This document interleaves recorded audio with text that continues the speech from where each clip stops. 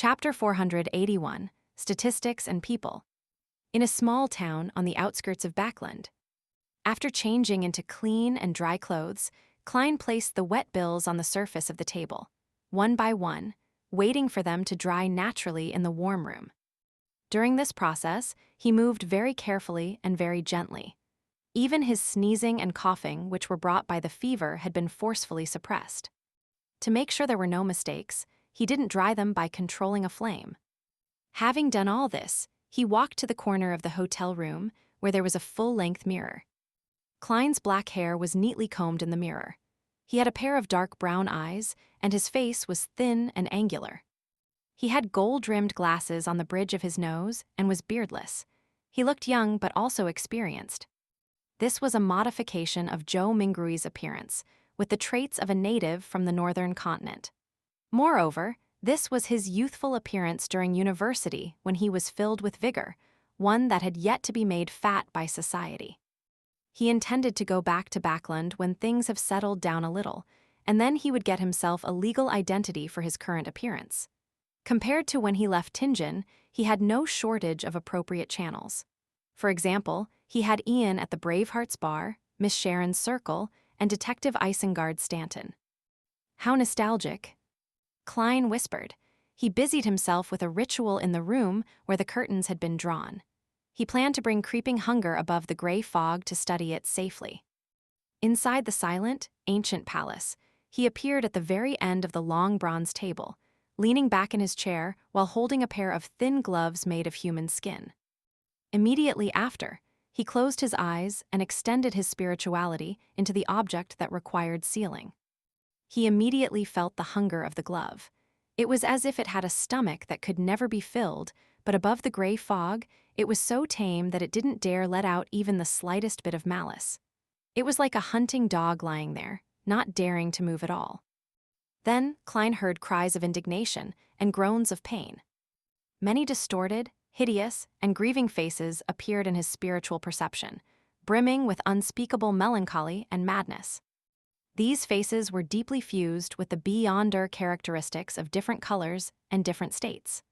Wherever Klein's spirituality spread, it would combine with the corresponding faces and use the powers it had. This is the way to use it. Together with the help of divination, Klein made one attempt after another and figured out what the 5 souls that the creeping hunger could use for grazing. The first was faceless, but it only had the powers to change his appearance and build. The second was psychiatrist. He could make a target fall into a frenzied state, place a certain amount of psychological cues, and could simulate a dragon's might, intimidating individuals and groups and creating chaos. The third was interrogator. It allowed the wearer of the glove to be proficient in the use of all kinds of weapons, become a demolition expert, possess the ability to focus his mind, and have the ability to pierce a target's spirit body.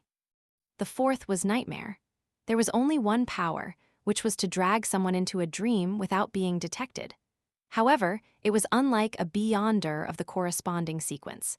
It was accomplished by creeping hunger, so the wearer could still move their bodies after entering a nightmare state. The fifth was priest of light.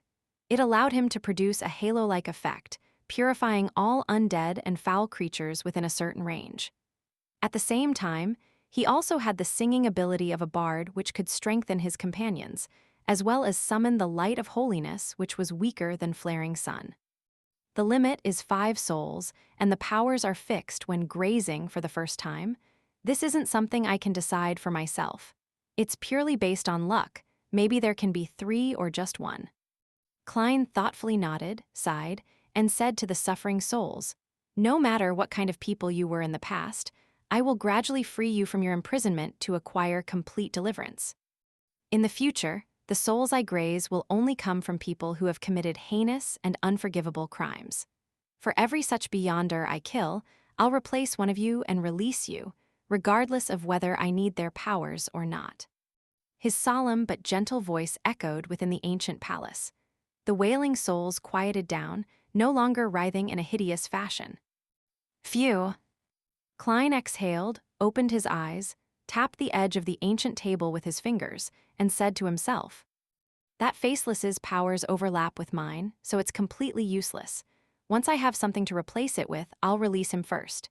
Yes, when the time comes, I can attempt to channel his spirit and converse with him. Perhaps I might receive information regarding the high sequences of the seer pathway, as well as clues to the whereabouts of mermaids. No, there's no need to wait for a replacement. In a few days, I can make the attempt when I fully recover from my cold. The soul corresponding to the Priest of Light should be able to complete the incomplete formulas I previously obtained. Furthermore, he'll leave behind the corresponding Beyonder characteristic. That way, Little Sun doesn't need to worry about his subsequent advancements. Yes, he will be the second to be released. As for me needing to feed a human's soul and flesh to creeping hunger every time it's used, that's not something I need to pay attention to. I usually wouldn't use it anyway. When using it, I'll definitely be facing a terrifying enemy. In such a battle, there's no lack of lives to cull. Even if there isn't, I can throw creeping hunger above the gray fog and not be worried about its backlash, nor do I need to be afraid of harming the innocent. The worst outcome would it becoming unusable. Putting his thoughts away, Klein tried to use the mystical item, creeping hunger, to divine the formula for the shepherd potion, but ended up failing. He didn't divine the origins of creeping hunger, afraid that he would provoke an unfriendly existence. Although he wasn't afraid of endangering himself due to the gray fog's isolation and obstruction, doing so could likely damage creeping hunger. I'll consider trying that out when I no longer need it. Klein leaned forward and rested his elbows on the table. He quickly recalled the previous matters and keenly noticed a detail. After the master key was obliterated, its Beyonder characteristic didn't disappear. Instead, it became dots of light, trying hard to converge. It can be assumed that the apprentice characteristic that's formed in the end will no longer contain Mr. Door's roars. In other words, such a method can be used to rid the mental corruption inside a Beyonder characteristic. But the underlying problem is that there's no way to destroy a Beyonder characteristic which has solidified into an item under normal circumstances. Back then, I was relying on a ritual that could allow a true god to descend. It needed the prerequisite of a large number of innocent lives. Also, once the all-black eye is shattered, the true creator's mental corruption that's hidden within will definitely erupt. When that happens, who can withstand it? Do it above the gray fog. As these thoughts crossed his mind, Klein remembered what could have happened at Eastborough. He hurriedly conjured a pen and paper to make the appropriate divination. After receiving the revelation, his expression sank, and slowly he leaned back in his chair. Below him, the endless gray fog floated in silence in a seemingly eternal, unchanging fashion. Audrey stood by the window, looking at the fog mixed with pale yellow and iron-black colors rapidly disperse. When she saw the heavy rain that was incompatible with winter, her heart felt more at ease. After an unknown period of time, she and Susie waited for Earl Hall's eventual return home. "Father, how is it?" Audrey asked with concern. Earl Hall smiled warmly as he handed his coat and hat to an attendant. "It's resolved, but the exact details are still unclear. My little princess, you've really helped me greatly this time. You deserve a ton of medals." That's good, that's good. Thanks to Mr. Fool's reminder, thanks to the risky investigation of his blessed. Our tarot club has once again stopped the descent of an evil god and saved the world. Audrey's heart was filled with pride. Earl Hall took the towel from the maidservant's hands, wiped his face, and sighed. However, this time there were still some serious casualties. To think that Backlund's smog could become so deadly? Although the statistics haven't been tabulated, I estimate that more than 10,000 people died in Eastborough, the dock area, and the factory district. Furthermore, the plague is still spreading, so please try not to leave the house for the time being. More than 10,000 people. That was a statistic Audrey could understand, but couldn't imagine. Only on the anniversary of the kingdom's founding and during the parade would she be able to see tens of thousands of people gathered together. However, this didn't stop her heart from feeling heavy, as her mood suddenly turned gloomy. Daisy stood outside her apartment, watching the doctors and nurses in white coats and masks enter and carry out the bodies. She had long known the outcome. Her expression was numb and her eyes vacant. She subconsciously moved closer to the door. At this moment, the police officer in charge of the cordon stopped her. "Don't go over. Do you want to be infected with the plague?" Daisy stood there as she watched the two bodies being carried out. She saw her mother, Liv, hugging her sister, Freja, tightly.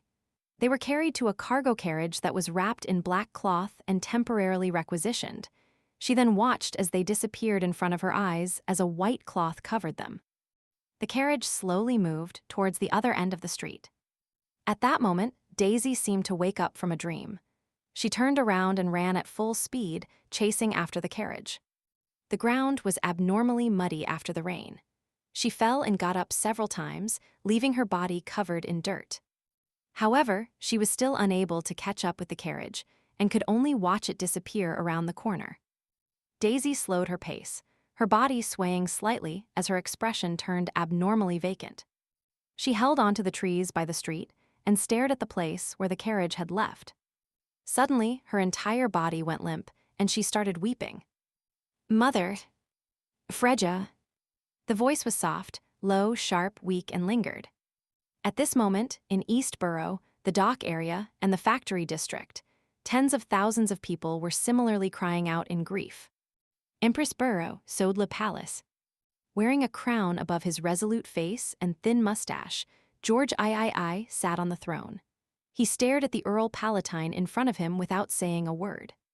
"Your Majesty, the people from the three churches are waiting outside for your explanation," the Earl Palatine asked as sweat dripped down his forehead. Explanation? Prince Edisac was seduced by a demoness, causing him to collude with a cult and attempt to rebel. That is the explanation. His schemes were exposed, and he has already committed suicide. What other explanations do they need? George III suddenly flew into a rage. He took a deep breath and regained his usual solemnity. "You tell them that anyone who obtains the corresponding aristocratic title via any means can get a seat in the House of Lords. The property restrictions needed for elections will be relaxed, and the invalid constituencies will be removed. This is to appease the factory owners and bankers. Similarly, the National Atmospheric Pollution Council will immediately make their final statement. The relevant bill will soon be passed, and the minimum safeguards and working hours will appear in the form of a law. The poor law shall be reformed in accordance with their requests. The three churches are permitted to send their personnel into the military." "Your Majesty," the Earl Palatine was startled. Such a concession was beyond his imagination, especially the last one. George III flared up again. "Tell them this. Since they want a new order, I will give them a new order." "Yes, Your Majesty." The Earl Palatine didn't dare say anything further and left the palace. George III sat there, unmoving for a long time as though he was a stone statue. After an unknown period of time, his expression suddenly turned gentle.